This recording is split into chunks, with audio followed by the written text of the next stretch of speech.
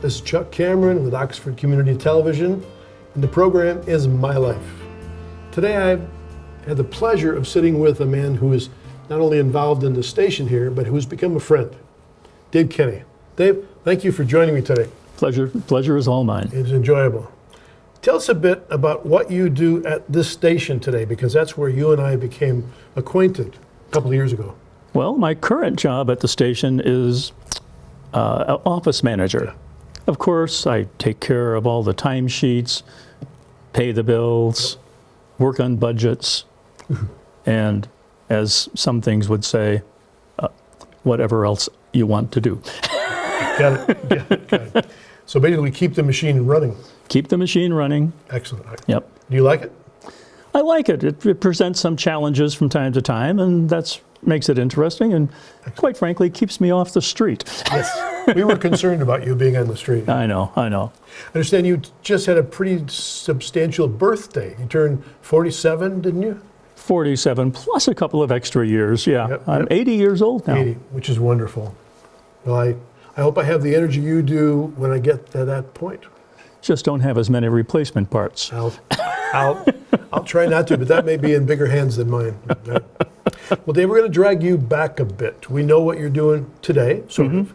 We're going to figure out who and what helped Dave Kenny to become the guy he's become today. Oh, Let's start with your childhood. Tell us about where you grew up and tell us about what was life like in your home. We'll start with that. well, I was born in Newfoundland, a little island off the coast of the United States, off the coast of Canada, actually. At the time I was born, Newfoundland wasn't even part of Canada, You told me that. Fascinating. and it was part of Great Britain. So in 1949, it became part of Canada, along with Labrador. They threw that in for good luck. The people in Quebec didn't like that. Imagine. But I was born back in 1943 when World War II was in process. And at that time, Churchill and President Roosevelt met in a little harbor in a place called Argentia That's right. on a battleship, the Prince of Wales or something like that, and came up with the Lend-Lease program. Well, where they were was part of that Lend-Lease. I see. So it was a little town called Argentia, and eventually my father, who had worked high steel in New York, he got a job as a supervisor of public works on that base, and he would shuttle back and forth between our home and Conception Harbor in Newfoundland, and eventually we moved to the base. And that became my environment for probably my formative years. How old were you likely to be when you moved to the base? I was probably about 5. Okay, so a lot of, like you said, formative years. Yeah. What was life like at the base? Well, it had about 25,000 sailors. It was the headquarters for the International Ice Patrol. Remember the Titanic? And that's why it was formed. And the International Ice Patrol at that time, from that base, they used converted B-17s to fly over and see where the icebergs were. Just report in. Right. And of course, you know, after that, the Cold War came on, and they had a super constellations equipped with giant radars that flew between Argentia and the Azores, waiting for, you know, the enemy to come across. But What was life like at home at that time? at home, well, I had a brother and 2 sisters, and I never saw them that much while I was on the base because they were sent off to a private school in St. John's, which was the capital in Newfoundland, and so did my brother, but they went to different schools. Are they older than you? Oh yeah, I was the youngest one in the family. Okay. I was that surprised about, you know, 5 or 10 years later. Many of us are aware of such things. So anyhow, life there was pretty good. We went to the military provided schooling, of course. And at one point, we had a pastor, a chaplain on the base that chided the parents that you're not giving your kids a good religious education. So they made arrangements to send us off to school in a place called Freshwater. A lot of different names in Newfoundland. And that was run by nuns. And I was introduced to corporal punishment at that point. They didn't do that in the American school. I've heard some rumors of that too. Yes. You know, Yep. hold out your hand. Oh. So they arranged, we didn't go on school buses. The Navy, being a military organization, they had a semi pulling a troop carrier, which was nothing more than a big van in the back, and probably doesn't meet a lot of the safety standards we have right now. I wouldn't think so. So that was interesting, and eventually I came back to the military base after 1 year. There was some change in organization there, so spent a year, up to 1958 I was in the American school, and then my dad died. Ooh, that's a hard time. Yeah. Well, when your dad dies on a military base, especially, you know, if you're an American civilian, that's like living in a company town. Okay. Well, you got to pack up and move back to wherever you were going. Ah, I see. We had a house in Newfoundland, and we had another house that belonged to my aunt. We inherited that. And my mom wasn't in the best of health at the time. And my sister, who came in from Oxford, she had married a sailor on that base, and she convinced my mom that she should move back to Oxford. Interesting. And that's where we ended up. So that's how you got here. So you've been Yeah. here. You've been here quite a while. 1958. Now let's look at mom and dad for a minute. What were they like? How did they influence you, mom and dad? My dad was a very smart guy. He was always pushing me in education. Okay. And he would come back, even though I didn't know things about certain mathematical concepts, he would give me one of those problems, and I'd sit there and look at it. But sometimes, even though you don't know the method, you come up with your own. You do. And that was pretty interesting. We went fishing together. There was one time we went fishing and we were walking over a floating marsh. I don't know if that was, you ever been on one of those? Mm-hmm. Every time you walk, you're kind of going like this. If you see a puddle, don't step on it because you'll go straight down. Anyhow, we went to a place called Fox Harbor, and we were fishing in a lake there, and it was ice fishing. Oh, okay. Sounds like a story coming. And in order to go across this floating marsh, we both had hip rubbers on, waders. Waiters. And I was in a little hole and trying to catch trout, and the ice sort of developed a crack, and I went in. And you were maybe how old? I was probably 12, 13. Okay. So, could be scary. Yep. Well, anyhow, you go down into the cold water. The hip rubbers have a certain degree of air, and you have one chance. You pop up like a cork, Yep. and you grow nails. Yes. And I got out of there. My dad never really brought fish home. He always had a frying pan with him. I see. So we built a fire on the coast there, and he had caught some fish. I dried out. We had dinner, and said, "I'll never do that again." Yes, I imagine that. I imagine that. Well, we're going to take a break. When we get back, we're going to talk a little bit more about your young years, and then we go through high school and into your young Okay. adult time. Okay. Sure. So don't go away. So hope you're dried out thoroughly. Now, a word from our sponsor. Now a word from our sponsor. Don't go away.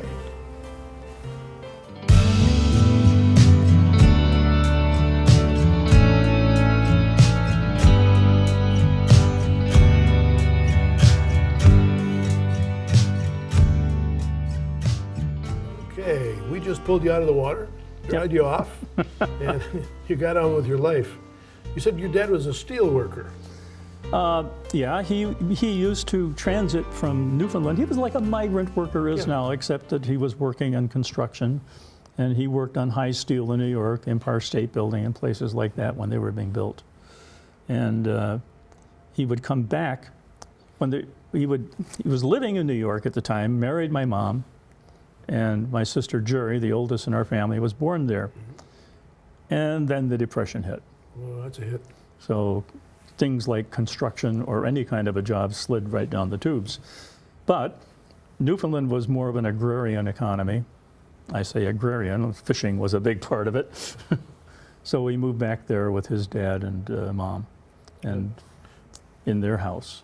Would you say that those were influences in your life, those folks? Oh, yeah, big time. But my sister Jerry was sort of my surrogate mother in a way. Okay, sure. And How much older was Jerry than you? probably about Yes. 15 years. Okay, that's old enough to be a surrogate mom. Yeah. Anyhow, it was. I had my brother Alf, and but Jerry and Laura was the middle child. They went to commercial school in Newfoundland, and under the British system. Thank you, Andrew Carnegie. They they went through grade 13, Yeah. which is sort of like the first year of college here. Now, how did brother and sister, how did they influence you? What did they teach you? Well, I never really saw Alf that much. I mean, I used to hang around with his gang. I call it a gang. It was an association of young people. Sure. Of course, being the young guy, I was always trying to Yeah. get in on that. And Take me, take me. take me. They had a club. Excellent. So I used to go along with that and learned quite a bit about interacting with people and what have you at that time. And Now, you had said that your sister, Jerry, was a very important part of your life. oh, sure, A yeah, very tough time in your life. Your dad had died, right. which is a huge hit, and Jerry was there to kind of help you out. And then Jerry got married. Is that correct? Right. Jerry was already married. Married. All right. Yeah. Who And- did she marry? Well, she married a fellow, Don Malash, and she met him, dated him on the naval base that I lived on. Sure. He was in the Navy, of course, and after that, my sister went to nursing school in New York, and he was so smitten with her that he traveled all the way from Michigan to re-engage again. Excellent. Well, you had told me that Don became a really important part of your life. He was That's true. a big influence in you. In what way?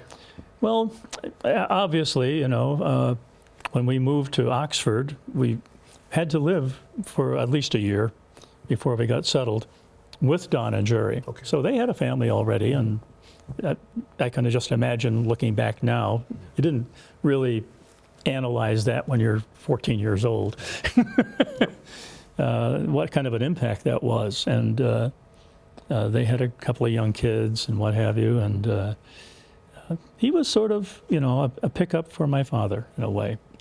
So you learned a lot from him, and he was very business-oriented. And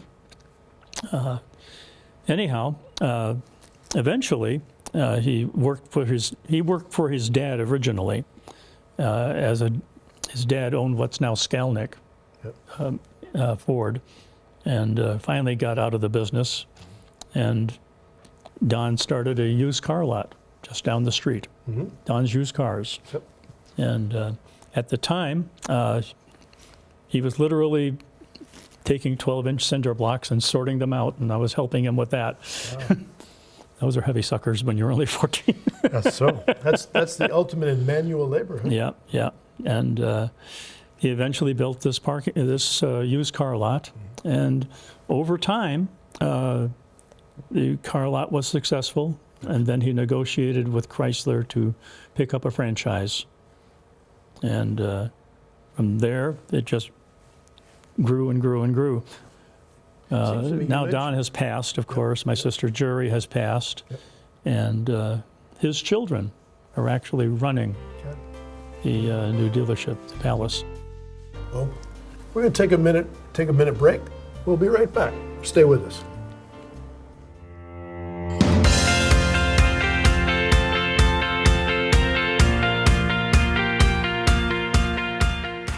Well, we're back with more of Dave Kenny. Say, Dave, let's talk a little bit more. How did you meet your wife? I met my wife when I came here with my mom. Eventually, my mom passed, and I joined the choir at St. Joe's Church in Lake Orion. Right down the street. And after a couple of years, we hit it off, and we got married. By the way, that's my amazing wife. She told me to use the language of the Wheel of Fortune. You're an amazing wife. I've heard many things about how amazing she is, so Yes. I'll just confirm Very that sharp gal. to her. Yep. A very sharp gal. And she had a good heart, so she stayed Yes, with you. yes, she did. All right. And she had 2 children, David and Jeff, and they're now adults. David is down in Parma, Ohio, and working for an outsourced company for GM. And Jeff is a marketing account manager for Cadillac. What did you learn becoming and being a dad? How It was did a big adjustment when you're single and all of a sudden, poof, here you go. It's a family. It's a family. Yes, sir.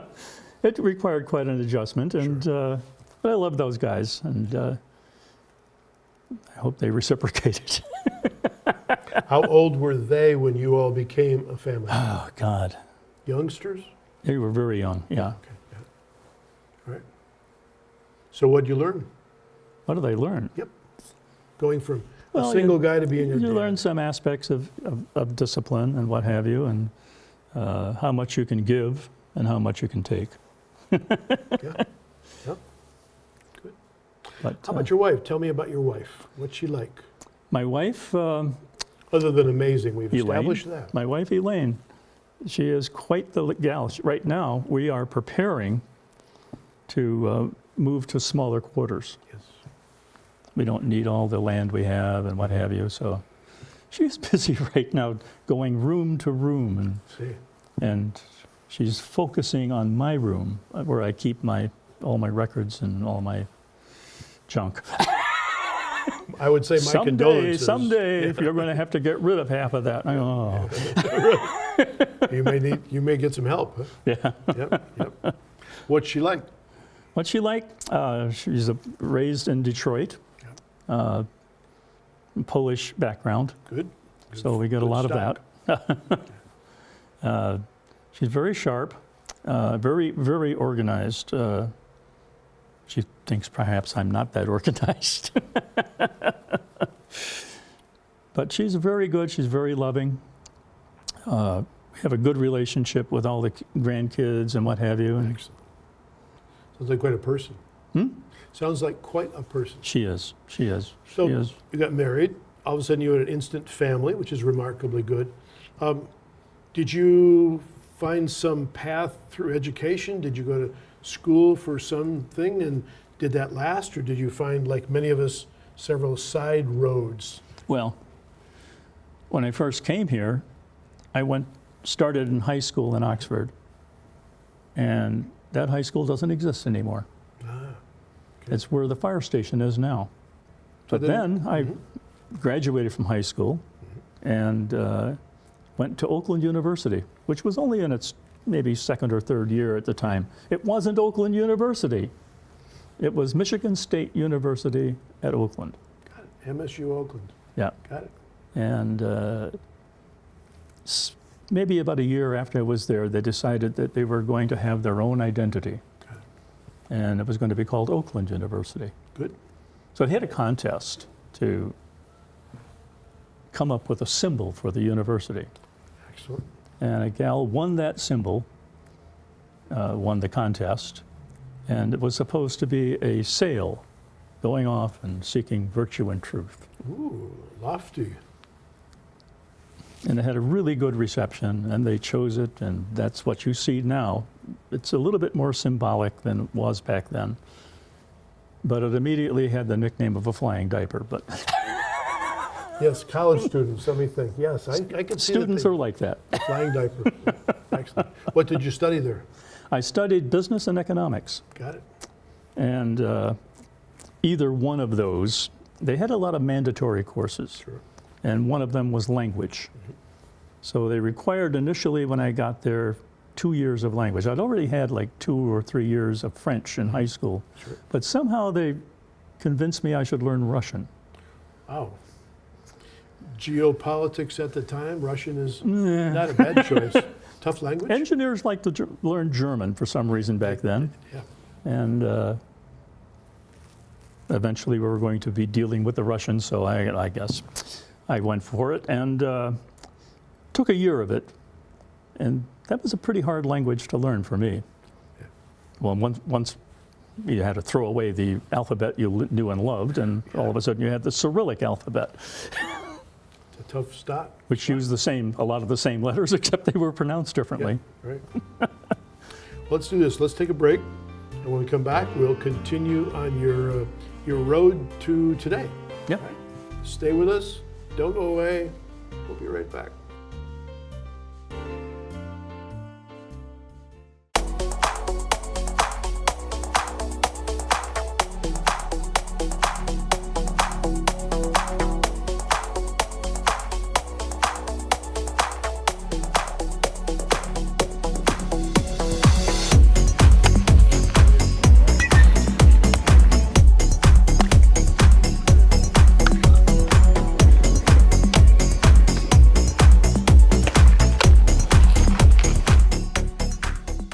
Okay, so we're back. We hope you are. So, what happens next? You're in school, you get out of school, you go into business with General Motors, is that right? Yep.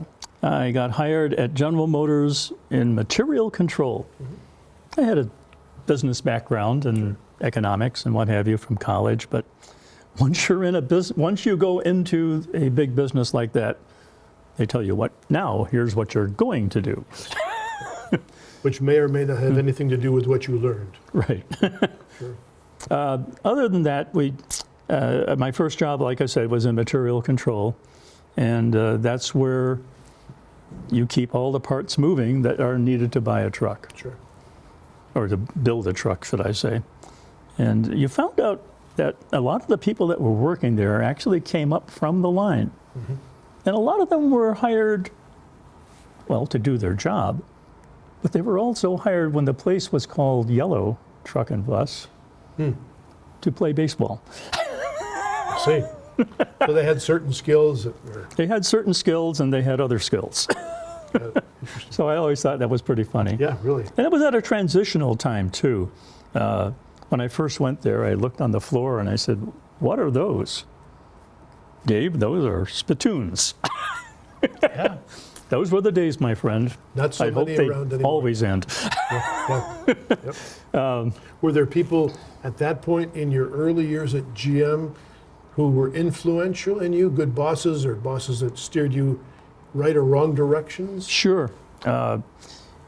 We had, my initial boss was a guy named Ray Fulmer, and he really did a lot of my education, if you will, how to get through the system and how to be more proficient in what you did. Eventually, this was shortly before I went into the Army,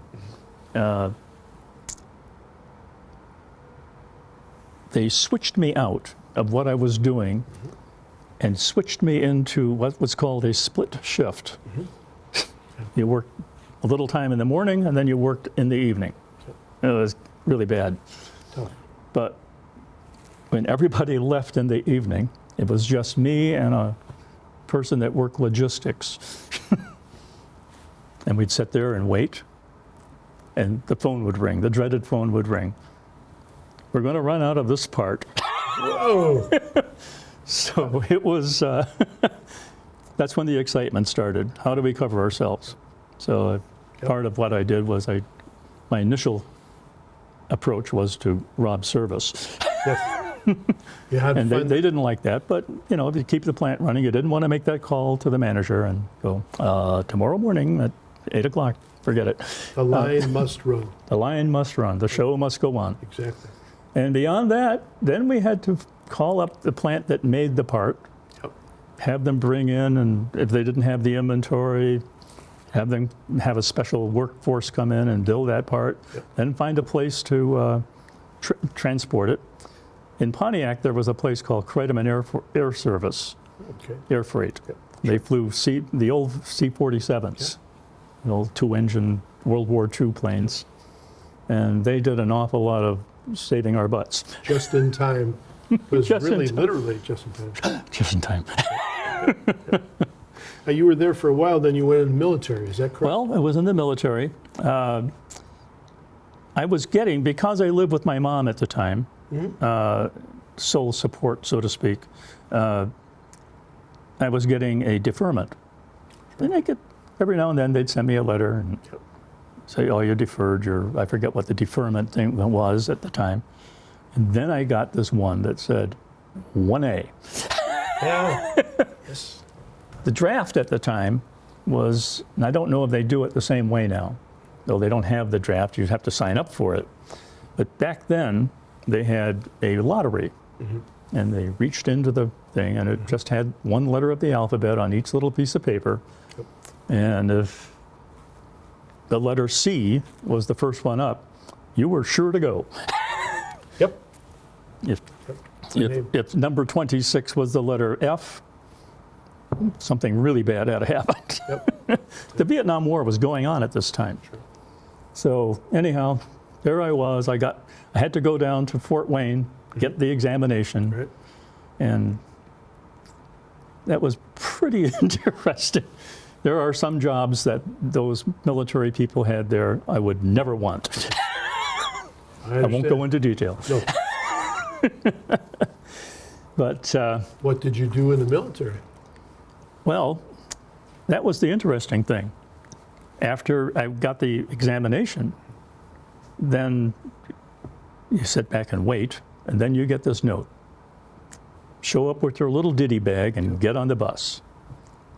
And I was convinced that I was going and get regular Army. About 3 days before I was supposed to get on the bus, I get a call from a reserve center in Pontiac. Okay. And they said, Mr. Kenny, I see that you applied quite a while ago and we turned you down because we just didn't need anybody. We just reorganized. Are you still interested? I said, sure, This is And- reserves. in the reserves. Yep. And I said, but I've got this letter that says, show up on the bus. Don't worry about it. So you have to realize the war is going on. They're primarily training people to go to war zones. The unit that I was in was an 8-inch howitzer self-propelled unit, big artillery. Yes, sir. And we attended the meetings and we got our uniforms and what have you, but we never went to basic. They delayed going to basic for over like a year and a half to 2 years, yet we did OJT, on-the-job training, much like going into GM. And we would go up to Fort McCoy in Wisconsin to fire these big things because nothing around here could really handle it. And it was pretty interesting what we knew and what we didn't know. I won't go into detail, but there were some embarrassing and comical situations. A story for another day. Yes.